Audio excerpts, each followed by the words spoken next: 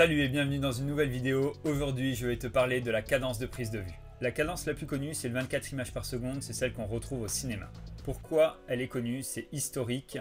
À l'époque, on filmait en 24 images par seconde sur pellicule et la pellicule coûtait un prix astronomique. Donc on a choisi d'essayer de réduire par rapport à la perception oculaire et le coût de la pellicule. Et il s'est trouvé qu'à 24 images secondes, on avait un très bon ratio. Avec l'arrivée des téléviseurs, deux nouvelles normes sont apparues. Le PAL et les 25 images secondes et le NTFS et leurs 30 images secondes. Cela va dépendre de la zone géographique où vous vous trouvez. Par exemple, en France, on sera à 25 alors qu'aux États-Unis, on sera à 30.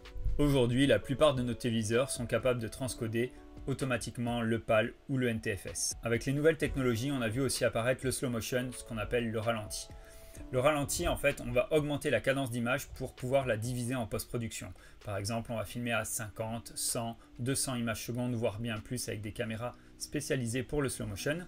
Et en post-production, on va pouvoir diviser cette vitesse pour revenir à 25 images secondes. Pourquoi ne pas toujours utiliser la cadence la plus élevée? À ça, il y a trois raisons. La première raison, c'est que toutes les caméras ne vont pas pouvoir filmer au maximum de leur performance à des cadences élevées. Par exemple, on va avoir soit du crop, soit on aura des accès limités à certains modes d'image. La deuxième raison, c'est qu'un fichier à cadence élevée va prendre beaucoup plus de place sur votre carte mémoire, donc vous allez utiliser de la place inutile si toutes les scènes que vous faites n'ont pas besoin d'être filmées au ralenti.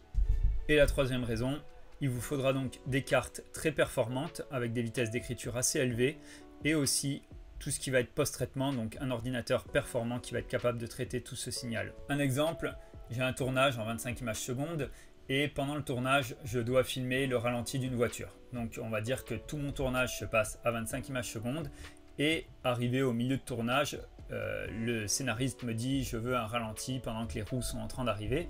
Donc je me mets à 100 images secondes pour pouvoir faire un ralenti x4 et je vais directement revenir en 25 images secondes une fois que la scène est terminée parce que je n'ai pas besoin d'utiliser plus de ralenti sur le reste du scénario. Donc je préserve ma carte et je préserve mon post-traitement. Voilà, cette vidéo est maintenant terminée. Si elle t'a plu, comme d'hab, tu peux liker. Rendez-vous demain pour une nouvelle vidéo et surtout, sois créatif.